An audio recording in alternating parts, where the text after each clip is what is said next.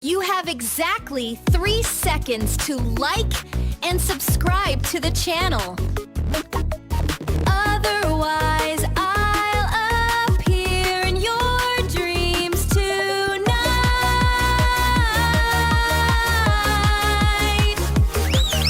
To ask for a donation for that cup of coffee, link below. Are you a veteran gamer of games like World of Tanks or World Thunder, or fan of legendary tanks from World War II, like the Tiger 1, Panther, T, and KV-1?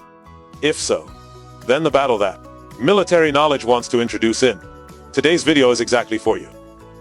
80 years ago in southwestern Russia, one of the fiercest battles of the entire Second World War broke out, creating a turning point that shifted the situation on the Eastern Front and paved the way for the Soviet rear guard's advance to Berlin.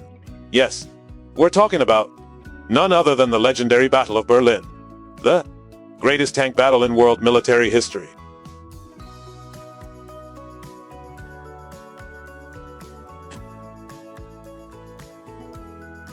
In 1941, the German army launched Operation Barbarossa, invading the Union of Soviet Socialist Republics. After months of fighting, the Soviets achieved significant victories and occupied a large part of Soviet territory, including important economic regions such as Ukraine, Belarus, the Baltic Sea, and simultaneously pressured the German army retreated all the way to Moscow. However, despite initial success, the Germans were unable to crush the heart of the Soviet Union. Barbarossa thus failed to achieve its ultimate goal. The stronghold of communism remained, and the Soviet-German battlefield now extended to the entire western border of Russia.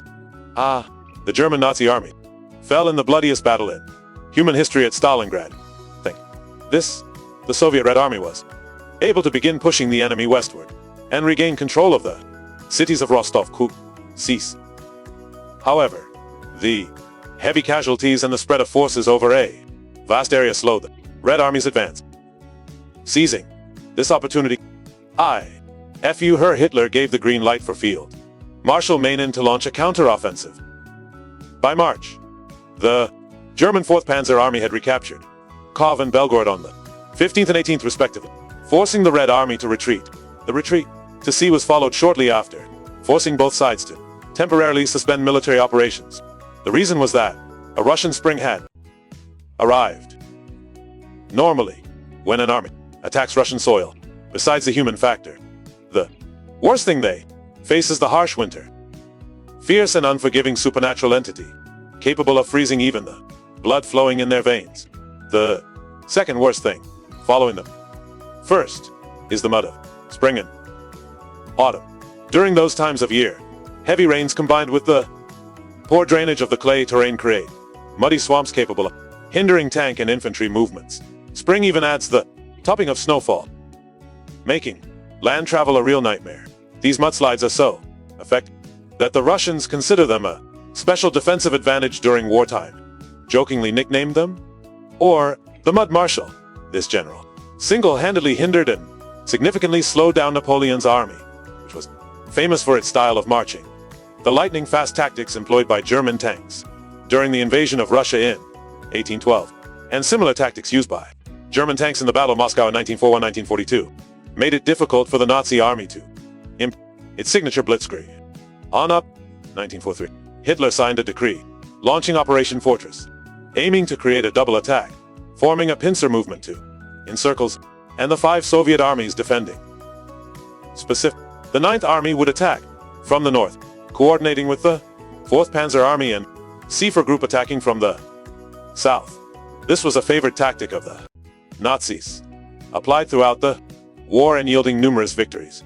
The Nazi command hoped that at sea, this method of warfare and the nameless skirmish would once again succeed, helping them regain the initiative on the battlefield. However, this seemingly simple plan encountered a major problem when it was only just beginning. On paper, there was disagreement among German military leaders on whether or not to proceed with the campaign to defend the fortified city. Some, based on accurate information showing that the Red Army was concentrating its efforts on reinforcing the CSE, argued that the appropriate option at this time was to cancel the campaign, prepare for a strategic defense, and wait for an opportunity to counterattack and break through the enemy's defenses with mobile armored forces. Others argued that it was necessary to attack as soon as possible, before the CSE was reinforced into an impregnable fortress. Hitler summoned senior officers and advisors to Munich to discuss. Field Marshal MST said the campaign to defend the fortified city could be carried out, even if it included 2 additional infantry divisions, which was merely wishful thinking. General Kruger strongly opposed merely postponing the campaign, while General Garand expressed deep concern that the campaign would ruin efforts to rebuild the armored forces, which had already suffered heavy losses due to the Battle of the Lake. He also questioned the FU about whether it was truly necessary to attack C in the Eastern Front this year. No one knew where K was. The whole world didn't care whether we captured C or not. So what reason was there for us to attack? Moreover, attack the Eastern Front this year. Besides, many generals suggested that the manpower and resources intended for the pre-battle could be used for more useful purposes, such as preventing anticipated Allied attacks in Western and Southern Europe. With so many conflicting viewpoints, the meeting ended without a concrete decision. However, just 3 days later, the hesitation disappeared when the campaign was officially launched on. The reason for the FU's firm belief in regaining control of the Eastern Front was the introduction of new, modern, and sophisticated weapons, such as the Pantank and anti-tank self-propelled artillery, Elef, also commonly known as Ferdinand, along with a large number of super-destructible Tiger I tanks, will soon be added to the armored forces. In Hitler's eyes, these armored units and steel elephants are extremely important pieces, playing a key role in unlocking the door to victory. Furthermore, taking advantage of the period of inactivity, all VM units actively participated in training and combat exercises. The SS even invested in building a complete replica base of Linos to practice further. Armored divisions received additional equipment and strived to restore their strength in the shortest possible time. According to the plan, the Imperial Army mobilized 12 armored divisions and 5 mechanized infantry divisions, comprising 1,000 soldiers, self-propelled artillery, accounting for 7% of their armored forces on the Eastern Front. In addition, there were 1,000 artillery pieces and 2,000 aircraft of various types in the BK. After receiving information about the enemy's intentions through the spy network, named Lucy operating in Switzerland, Stalin, several high-ranking officers of Lino were eager to preemptively strike and make a show of force before launching a full-scale attack. However, he, notably Generalissimo Zhukov, had a different opinion. In a report to the General Staff and Supreme Leader, Stalin, he wrote that in the initial stage, the enemy would gather their best forces, including 13 to 15 divisions, supported by a large number of fighter aircraft, to attack. He argued that, in the near future, we should not launch an attack to stop the enemy. Instead, we should exhaust their defenses, destroy their tank, and then new reserve forces to launch a general offensive to ultimately destroy their main force.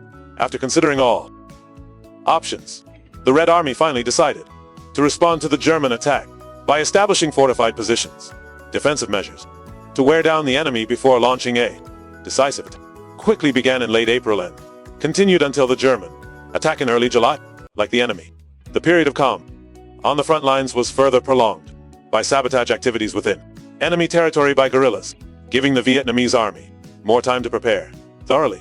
Accordingly, the Central Front and the Vortex Front, defending the North and South fronts. 300,000 civilians to build 3 main defensive rings and 3 reserve rings in each direction, with a total depth of 1/5. Camp in the east. The Steppe, acting as a reserve, established additional rings, doubling the depth of the defensive line. Each ring was reinforced with a dense network of wire, thick barbed wire fences, deep trench, armored vehicle, and a vast number of mines. It is estimated that the Vietnamese army diffused nearly 1 million mines. That number was anti-tank mines with a density of to 1700 per kilometer, approximately 4 times the number used in the defense of Moscow. Furthermore, combat engineering units were equipped with up to 700 mines to be placed directly on the path of enemy armored vehicles. In addition, to counter the German armored beasts, the Red Army assigned anti-tank tasks to every unit of equipped from artillery, aircraft gun, missiles, and tanks, including mobile, underground bunkers, even self-propelled anti-tank forces, were deployed at all command levels. Simultaneously, the Soviet Union established numerous concentrated strongholds along routes that Nazi German armored vehicles might pass through. Each stronghold was typically equipped with 4 to 6 anti-10, supported by infantry and combat engineering units, totaling 2 million men. Incidentally, the infantry also underwent special training to prepare for battle. The upcoming brutality was intended to help them eliminate the fear of tanks that had been evident since the beginning of the German invasion. Commanders would herd soldiers into trenches and have tanks run over them until all signs of fear disappeared. Along with this, the Soviet Army also practiced anti-tactics by separating enemy infantry from leading armored vehicles, then using tank rifles and Molotov cocktails to neutralize or destroy them. This was to boost morale and encourage combat readiness. The People's Defense also offered a reward of £1,000 for each tank destroyed by the enemy. In addition, to counter the German Nazi Army's Tiger and Ferdinand tanks, the Soviet armored forces also deployed their full combat capabilities. They used a battle tank that harmoniously combined protection, mobility, and and maintainability. Furthermore, the Red Army also possessed a large number of light tanks T-60 and T-70, heavy tanks, and a small number of self-propelled anti-tank guns. The most powerful of these was perhaps the Su-76 and Su-122, equipped with a 1-feet-2 mullet cannon. It could turn any Nazi German tank into scrap metal. That's why Red Army soldiers affectionately nicknamed the Su-152 Beast Hunter, while Hitler's soldiers on the other side called it the Can Opener, implying its ability to literally blow up enemy. Along with other domestically produced tanks, the Red Army also tanks supplied by the United States and Britain, such as the M. Stuart, Chill, Martin, and bringing the total number of tanks to 5,000, almost half of their armored forces. If that wasn't enough to impress the audience and make the Germans hesitate, rest assured the Red Army was ready to deploy 25,000 artillery pieces and 3,000 fighter planes, 30 minutes of artillery and 35 minutes of air power. However, the Soviet Union's preparations, most highly regarded by military experts, were not measured by how many fortifications were built, how many mines were cleared, how many soldiers were mobilized, or how many tanks were produced, but above all by their incredibly sophisticated deception tactics. They concealed their ammunition depot defenses by arranging their forces and troop movement. In addition, the Red Army built fake airfields and warehouses, and simultaneously created and disseminated inaccurate intelligence to deceive the enemy. The results of these efforts were a resoundance, according to a report by the General Staff. Major attacks by the Nazi German Air Force on Soviet airfields in Sector C in June 1940 targeted these fake. Even the German estimate that the Soviet Union only had one, not only to an underestimate